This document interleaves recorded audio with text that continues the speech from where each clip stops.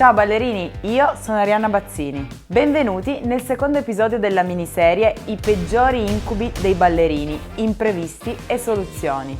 Se vi siete persi il primo episodio dal titolo Cadere con stile, potete rimediare cliccando il link che ho lasciato in descrizione. Questa miniserie tratta un tema molto divertente ma anche molto spinoso nella carriera di un ballerino, professionista e non. Vi racconto, qui da casa mia, le mie esperienze in merito a questo argomento, sperando anche di farvi fare un sorriso in più e perché no, di farvi riflettere su come potreste affrontare queste situazioni nel caso in cui non ci foste ancora passati. Gli imprevisti che analizzo credo che siano molto diffusi nel nostro ambiente e qualcuno di voi probabilmente non farà fatica a immedesimarsi. E ricordatevi che tutto quello che vi racconto è tratto da una storia vera, la mia.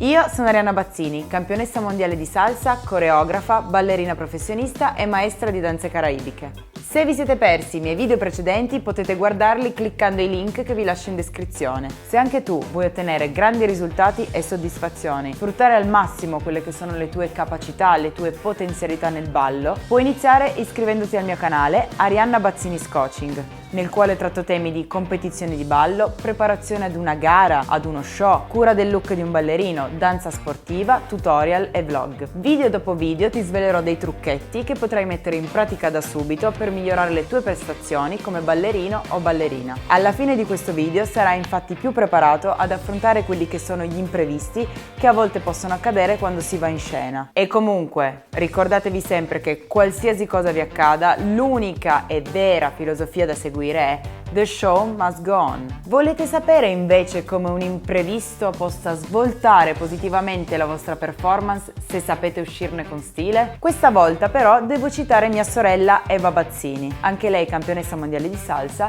e tutt'oggi continua a gareggiare ad alti livelli sia come solista che in duo con me. Ed insieme abbiamo vinto 3 titoli mondiali. Uno in Spagna, uno negli Stati Uniti e uno in Francia. Parliamo di una cosa avvenuta in una sua esibizione circa 5 anni fa, quindi lei aveva 13 anni. C'è da dire che all'epoca lei era molto piccola, quindi anche il modo in cui reagì a questa situazione probabilmente dettato anche dalla spontaneità con la quale i bambini o comunque i ragazzini reagiscono alle avversità, diversamente da come fanno invece gli adulti. E adesso capirete perché. Intanto vi faccio vedere 2 secondi di video per farvi capire già com'era mia sorella all'epoca.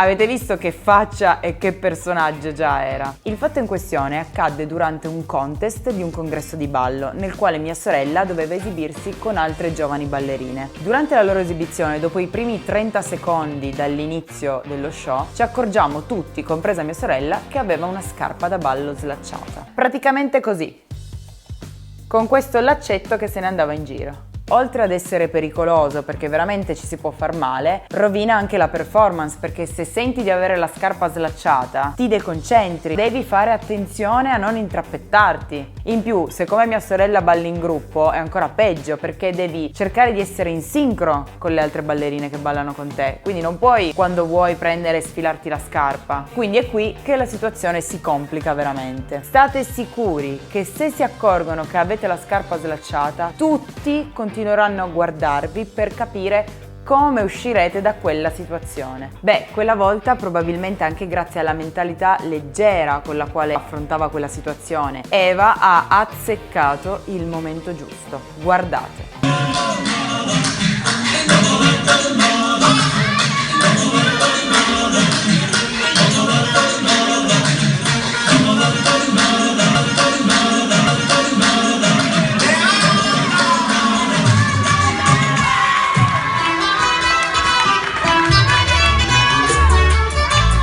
Avete visto che lancio dritto sulle americane del palcoscenico. Non avrebbe potuto trovare un momento migliore per liberarsi di quella dannata scarpa e senza compromettere la performance di tutto il gruppo. Sarà stata la sua nonchalance nel farlo, non so bene perché, ma il pubblico è impazzito. Applausi, risate, i giudici, il pubblico hanno adorato quel momento. E di conseguenza poi mia sorella si è gasata così tanto che ha ballato ancora meglio di come avrebbe potuto fare se avesse avuto entrambe le scarpe. Quindi capite, ballato con un piede con il tacco e un piede scalzo. Come potete vedere dalle sue facce e guardate, neanche in condizioni ottimali avrebbe potuto ballare così bene e così gasata.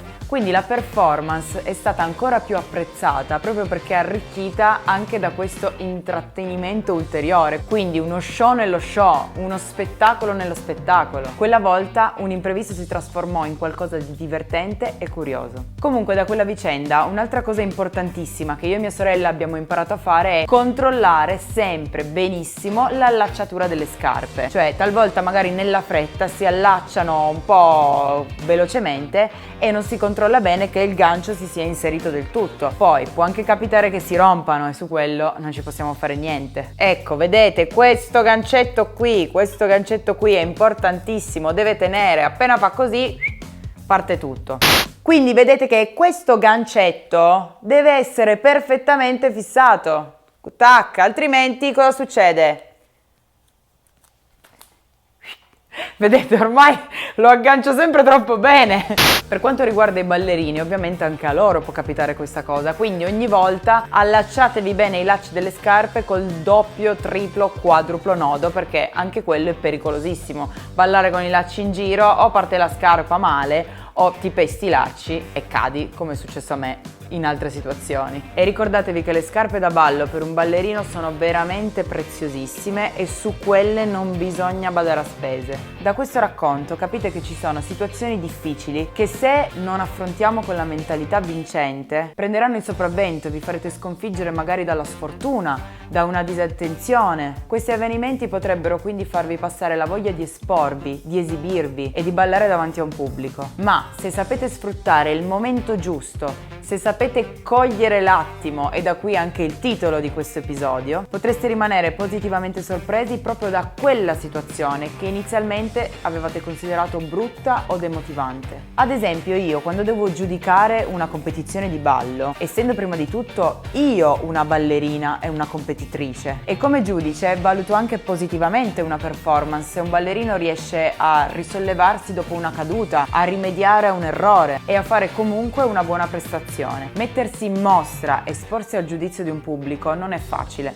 e lo so, ma ricordate che chi si espone può sbagliare, ma dagli errori imparerà come migliorarsi, come affrontarli. Solo chi non si espone non sbaglia mai, ma magari vive una situazione più infelice della tua nel sentirsi bloccato nel fare qualcosa che ama solo per paura del giudizio negativo degli altri. Ti anticipo che presto uscirà il terzo episodio di questa miniserie, nella quale ho preparato una carrellata di tutti gli imprevisti che mi sono capitati e con i quali noi ballerini dobbiamo imparare a convivere. E chissà se sono cose che sono accadute anche a voi. Quindi ti chiedo, quali sono i tuoi peggiori incubi da ballerino o ballerina? Oppure, quale imprevisto ti è già capitato e come ne sei uscito? Scrivilo nei commenti perché sono curiosissima di saperlo. Non dimenticare di seguirmi su Instagram e soprattutto, se ti è piaciuto questo video, iscriviti al mio canale Arianna Bazzinis Coaching e attiva la campanella, così non perderai tutti i nuovi video inerenti al nostro affascinante mondo del ballo e della danza. Ciao ballerini, ci vediamo al prossimo episodio.